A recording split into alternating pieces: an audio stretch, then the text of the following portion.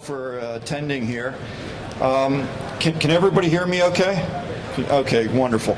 My name is Phil Koeher. I'm the Eastern Region Business Development Manager for Iconics. And today we're here to talk about achieving operational efficiency with manufacturing productivity solutions. So let us continue here, and a little bit about the company first. Iconics is truly a world leader in software automation. Not necessarily the biggest company in our field, but we certainly are known as the innovators and the technology leaders. We've got about 300,000 systems installed out there since our inception some 25 years ago. And many of our companies, customers are certainly quite large in size. They're, as you can see here, many of them are Fortune 500 companies. We also have the distinction of being Microsoft Gold Certified Partner, and for 2 out of the last 3 years we were the Partner of the Year to Microsoft. So that's quite something we're quite proud of. Iconics is not only known here in the U.S., but about 50% of what we do is actually outside of the U.S., and we've got offices all over the globe. Looking at the key markets, especially now, what are going to become the key markets in the next 10 to 15 to 20 years, building automation is certainly on the rise, water and wastewater, manufacturing, and what we're really talking about today, the subject matter, kind of originated from the automotive industry. So we're going to see a little bit of that, where that comes from too. And then also the renewable energy. Of course, everybody's interested in the cost of energy and energy, renewable energy, and of course the utilities that go along with that. Brief list of our customer base. Some very large companies in there. We have the distinction of running many large facilities, such as the Pentagon. All infrastructure at the Pentagon is pretty much reports through our software. But we've got numerous large-scale customers like that throughout the world. So what we're here to talk about today is OEE as it relates to productivity.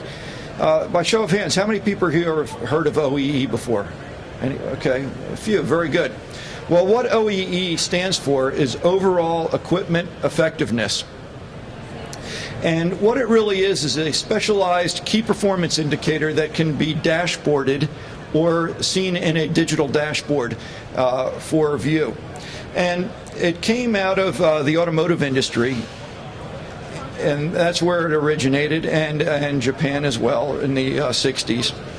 What it stands for, it's broken down into 3 components: availability, performance, and quality.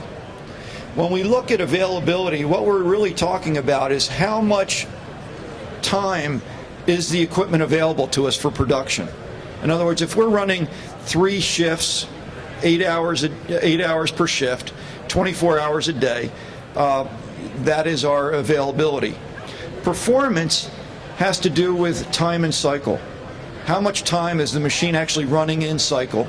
And then quality has to do with whether we're making good products or bad products. And recount comes into that as well, rework.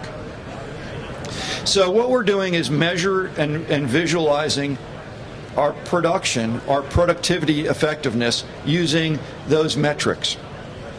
And it's become pretty much a standard.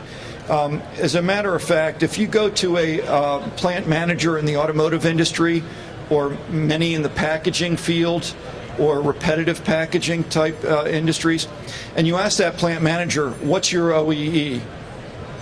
Typically, it's kind of like asking a college student what their grade point average is. They know it right off the top of their head, and it's dynamic too. It's always changing.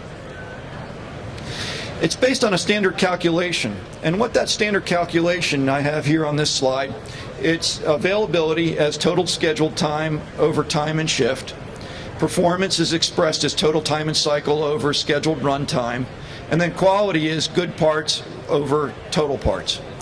And you take all those, basically those ratios, and you multiply or divide it by 1,000,000, and you get that number. It's expressed as in a percentage, and that's kind of the way OEE is expressed, and that's how it's defined.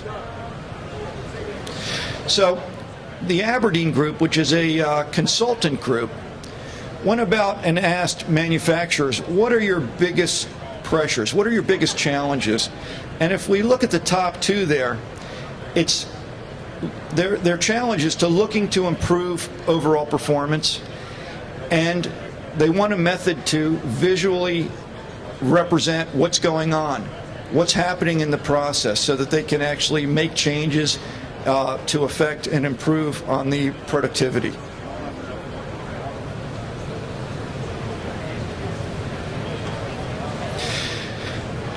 Along the lines of that same study, the secondary or the next tier of questions really had to do with what are you doing about that? Where do you foresee the changes that you could make to affect and to improve upon those things? And the number one item there is automation of the shop floor data. Now, that may seem, there's a lot of operations out there that are very manual in process, and there are OEE products out there that are designed to be used for a manual process, where the operations people are telling the system what the OEE numbers are, what the availability, what the performance, what the quality is. And although you can do that, and you can purchase an OEE product for maybe $100 or $150, something like that. Again, it's relying on the people who are doing the work to be truthful and to input that data on a timely basis. So the challenge here is to really get the data automatically from the machinery, from the factory floor, and not burden the operators with having to do too much to ascertain those data points, if you will. So in looking at this, and it's a little difficult to see, I apologize for that, but if we were to look right here, what this slide represents is that each industry has its own set of standards for OEE. If you look, you can see the food and the beverage industry, a best-in-class OEE number is 77.7. Okay, whereas in the pharmaceutical industry, it's much lower. It's 45.2 is considered the best-in-class OEE. Now, when you look at this, a single percentage point improvement for any one of these markets, for any one of these companies involved in these businesses, means a lot. 1 or 2 percentage improvement is huge, and what that does is it adds right to the bottom line. So to look at these numbers and to work with them is very important in understanding how we can become better. What we would consider world-class OEE, and if you look at the individual contributions, again, thinking back on that formula, how those numbers are derived, availability of 90%, performance 95%, and quality 99.9%. For those of you involved in the Six Sigma stuff, you start to think 9.999, the Six Sigma thing. Well, that comes down to the quality. But look what the overall OEE is for that, 85%. When you start to contextualize that and put the numbers in place, there's plenty of room for improvement. Well, in order for an OEE endeavor to be worthwhile, everybody in the organization has to have a say in it and has to be on board with it. Because if you take a look at this and you find out you've got a tool in place, you put a tool in place to say, okay, this is where we are lacking, this is where we need to improve our productivity efficiencies, this is where we need to do better. If you're not going to do anything better with it, in other words, if you're not going to affect change with what you've learned, all's for naught. You've wasted your money, you've wasted all your effort. So it has to be a management, management has to be involved, has to be committed to it all the way down throughout the organization. So only with that commitment can you then effectively learn something, do something with the analytic tools to improve the production efficiency.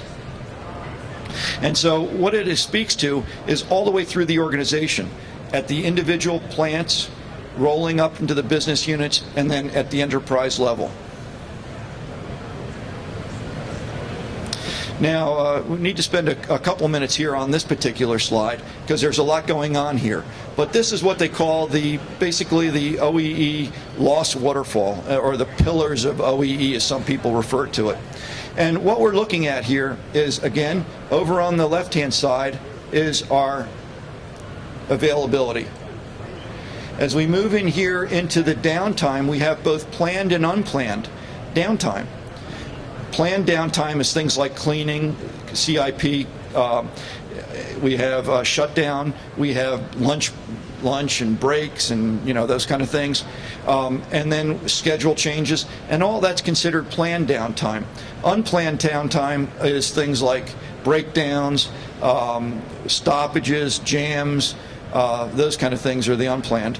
Then you have your performance loss and your quality loss.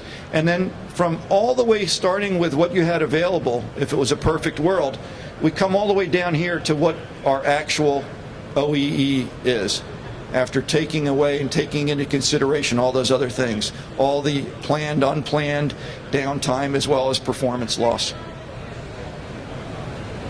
So, productivity analytics is a solution that Iconix offers in this particular space. And what I'm going to do now is show you one example of this, of what these tools look like.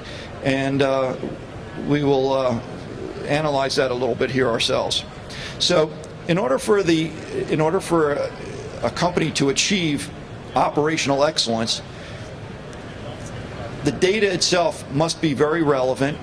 It must be visual to the entire group, to the entire organization, through dashboards, through reports, and other means like that, even down on PDAs, cell phones, things like that, so that it's relevant and it's in front of the people. Also, it has to be relevant to their context, to their role. So, operations people, quality people, all these people have a say in it and have an involvement in it. It has to also be flexible, changing to the changes of the organization itself.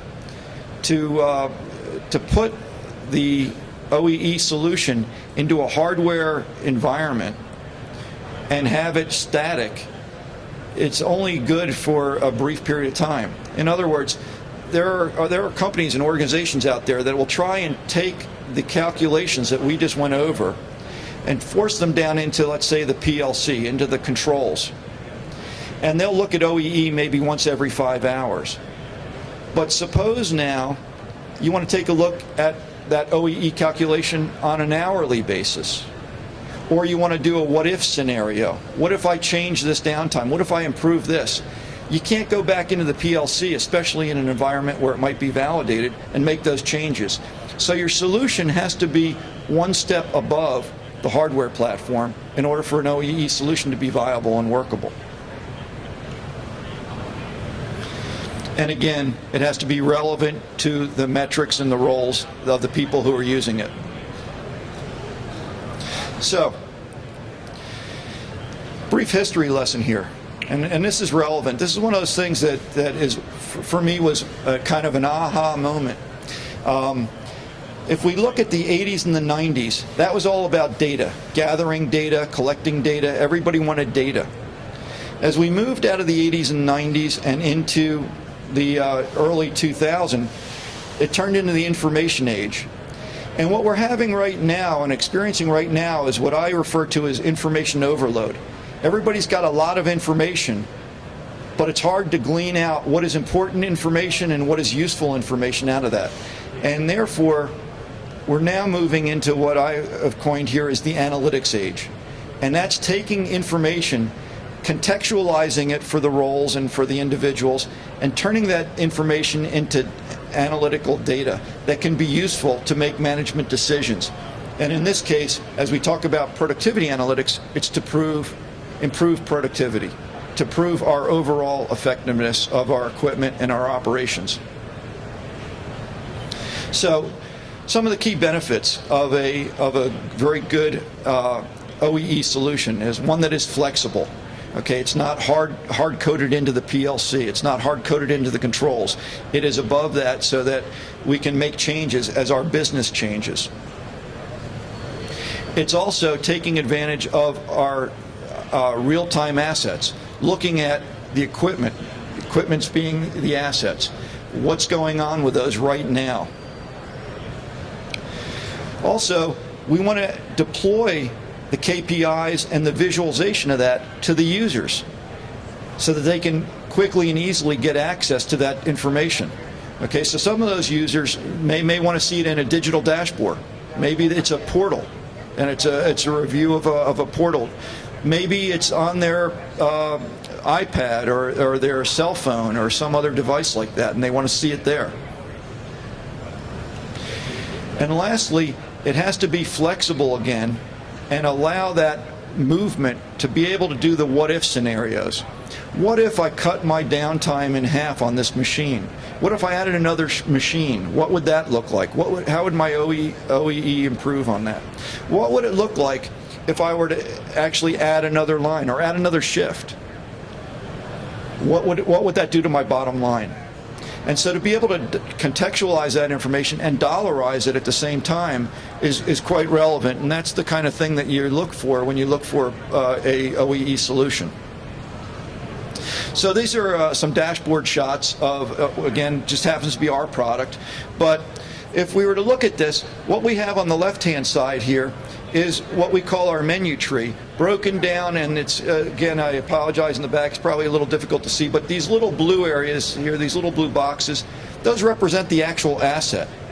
And so what this means is that we are now looking, in this particular case, at the box filler asset, and we are seeing the OEE on that over time, also the downtime by fault. Okay, these are all the KPI visualizations right on the dashboard for that particular asset. Okay, here's a downtime by cause. What were the causes of the downtime for that particular asset? And then also for that the downtime by period. You know, when do we have our downtimes? Maybe it was over a specific shift or something. And being able to see all this, it's very relevant and tells us a lot about our particular business and what we're doing.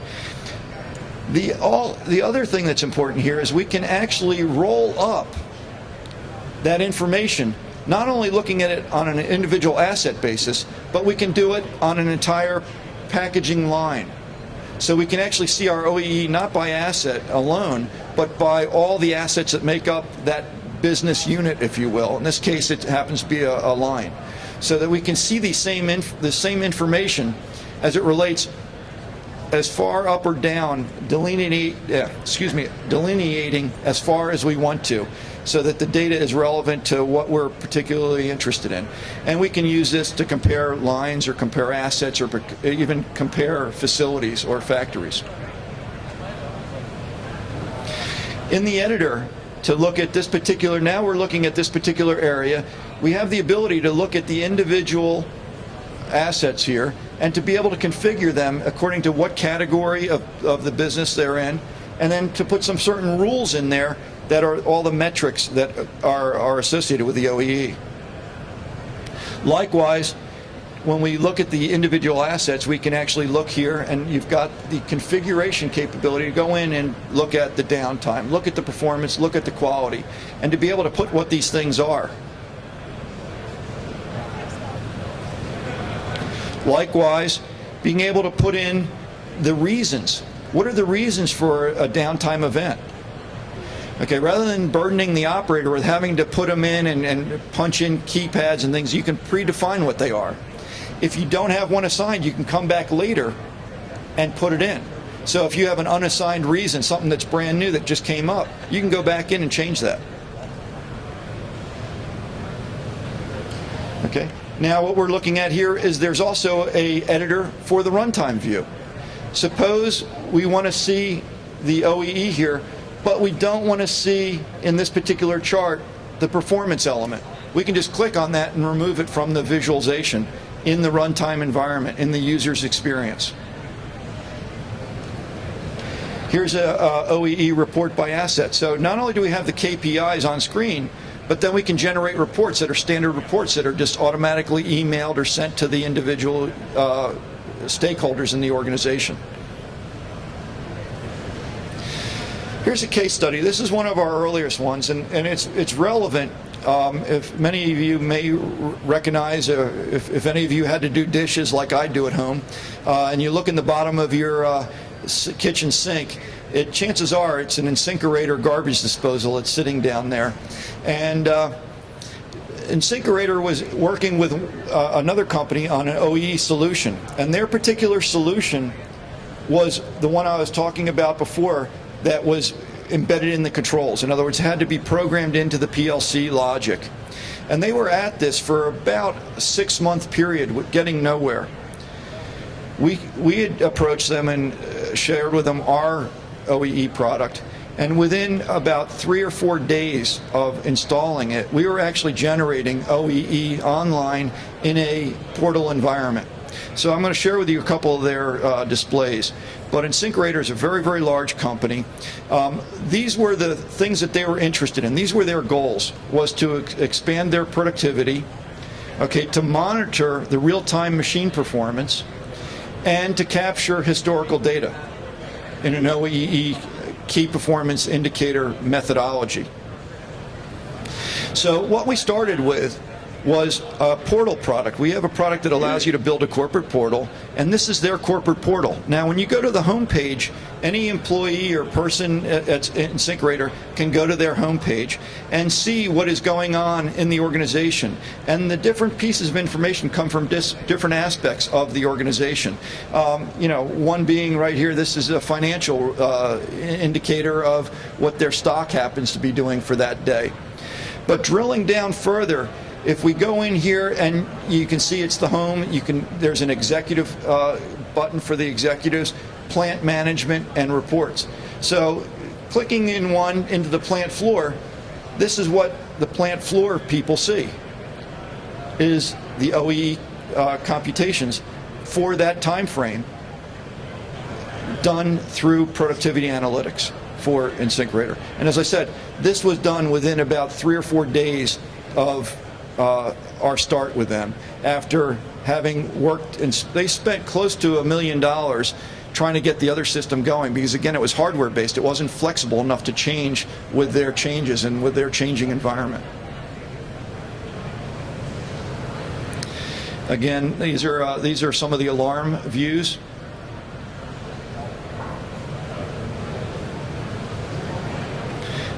Looking at their tracking of good parts versus bad parts.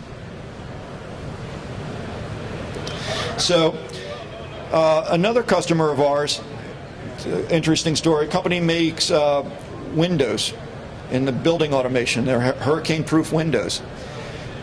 Their operation is a furnace application. What happened with these folks is they were looking at a application where every week they were having a downtime event that was costing them $10,000 an hour, and each one of these events would take about 3 to 4 hours. So every week they were losing about $30,000 to $40,000 worth of business. Since putting this in place, they all but eliminated their downtime and saved essentially $1 million. In that particular case, we were talking with that customer. They're located in Florida. They make hurricane-proof glass. When we were talking with them, it was right when the economy was taking a downturn, and they said, we can't afford to buy anything right now. And as we put it to them, we said, you really can't afford not to do this, because it pays for itself.